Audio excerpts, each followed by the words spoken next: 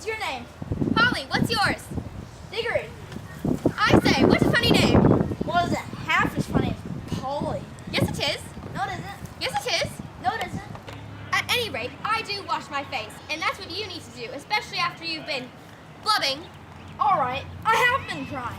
But you would too. If you lived all your life in the country, and had a pony, and there was a river at the bottom of your garden, and then you've been brought to live in a beastly hole like this, and London isn't a hole. Go. if you've been brought to live with an aunt and an uncle who's completely mad, and the reason they were looking after you is because your mother was about to die. I'm sorry. I didn't know. Is your uncle really mad? Well, either he's mad, or there's some other mystery. He has a study on the top floor, and Aunt Letty says I must never go there. Doesn't that sound fishy? One night, last night actually, I went past the stairs and I heard to the attic and I heard a yell. And in my opinion, he's positively bonkers, cuckoo, batty, schizo, delirious, and demented. Your house seems so interesting.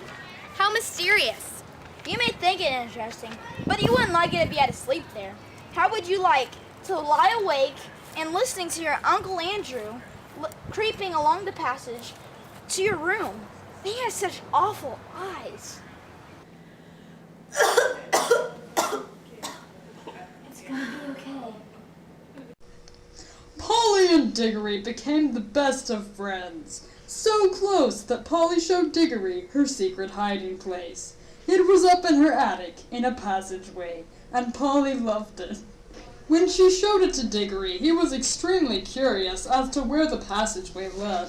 Eventually, they realized they could get into other apartments, and they explored. They exited the passageway, and instead of an empty house, they found a furnished room. There's nobody here. This is not good. This is not an empty house at all. We better leave before anyone comes back. What do you think those rings are for? Let's not touch anything. The sooner we... Well, hello there. I'll be seeing you at dinner, Uncle Andrew. Time to I'll go see if Aunt Letty needs help, and I'll be going and, I'm delighted to see you. 2 children are just what I wanted. Please, Mr. Kettley, it's nearly my dinner time. I really didn't mean to disturb you. Not so fast. I'm in the middle of a great experiment. I've tried it on a guinea pig, and it seemed to work. But a guinea pig cannot tell you anything. And you cannot explain to it how to come back. Look here, Uncle Andrew. It really is almost dinner time, and they'll be looking for us in a minute. You should really let us go. If you let us out now, we could come back after dinner time. Ah, but how do I know that you would? Well, if you really must go, then I guess you must. I can't expect 2 young whippersnappers like yourselves to like talking to an old coot like me. And I get so lonely. But if you really must go, I have a present for you.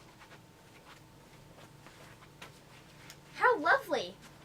Come on, Polly. Don't touch it. Don't be a fool. Oh, Diggory, it's just a ring. Whatever have you done to Polly? My dear, dear boy, you should congratulate me, for my experiment has succeeded. The darling has vanished right out of this world. What have you done to her?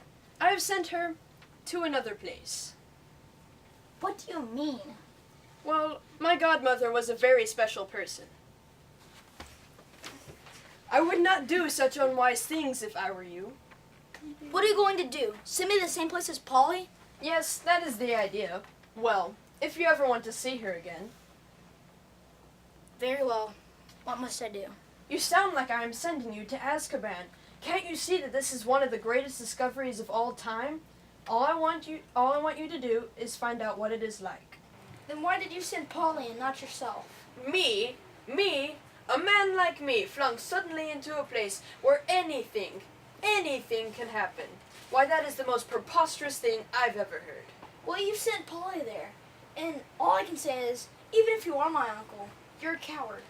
Silence. No great wisdom can be gained without sacrifice. Yes, but it should be your sacrifice and not mine or Polly's. If you had any sense, you would hold your tongue. Well, are you going to bring Polly back or not? I was getting there when you so rudely interrupted me.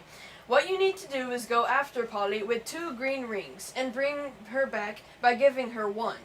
So if you touch a yellow ring after putting the green rings in your right pocket and keep the yellow in your left, you can bring her back. Hopefully. Very well.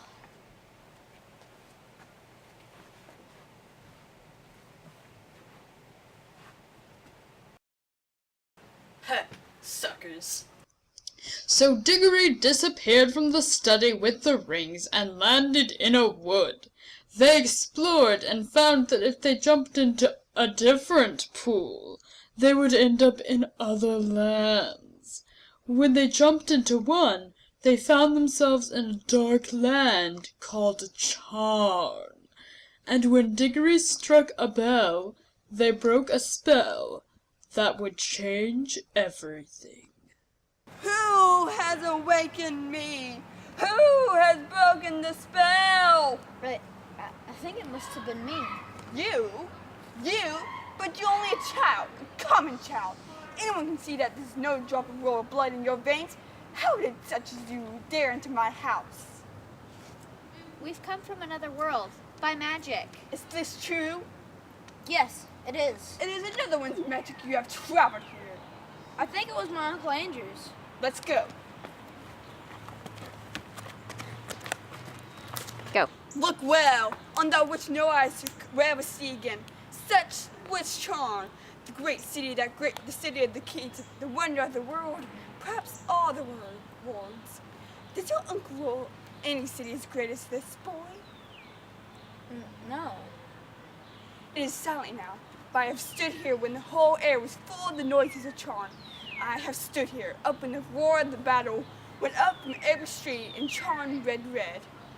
And all in one moment, one woman blotted out forever. Who? I, Goddess, the last queen, the queen of the world, and the last one standing. Well, we shall be off now. Prepare your incantations and take me to the world. I didn't know you wanted to go there. Of course, I'm going to do it. Now! Jadis was an evil witch, with no sense of right and wrong. Since she grabbed onto Polly as Polly put on her ring, she was transported back to England with the children. She wreaked havoc on the street, and Polly and Diggory knew they must act. In an attempt to take Jadis back to Charn, they, as well as a cabby, a horse, Uncle Andrew and Jadis, ended up in the land called Narnia, and they witnessed the creation of the Narnian world, sung into existence by Aslan, a lion. Come on, dear boy, give me your ring and we'll be off. Stop! None goes near the children. Well, I want to go home. I'm stuck in this horrid land with no way to get back, and I... Oh, stow it, governor. Do stow it. Watch and listen, don't talk. Hey, is that a lion coming our way? Now, Diggory, let us leave. No. If you take one more step towards me, I'll vanish. You stupid, disobedient boy.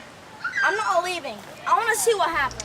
So they stayed in Narnia, and the lion gave Diggory and Polly a special task, which was to retrieve an apple from a magical tree in a garden.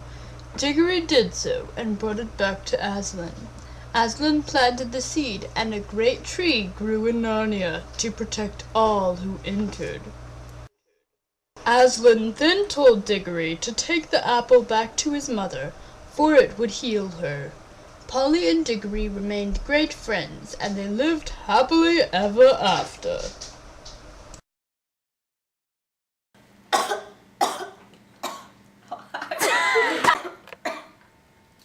Eat this apple.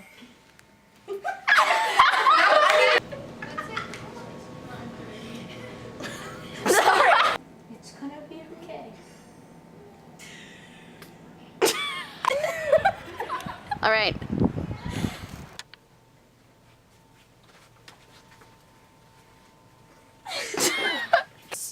I'm in the middle of a great experiment. Really, guys? Really? Too great. Stop smiling. Y'all focus, or we're gonna have to go back and not get I'm the scene sorry. done. Yeah. We got work. I like snickerdoodles.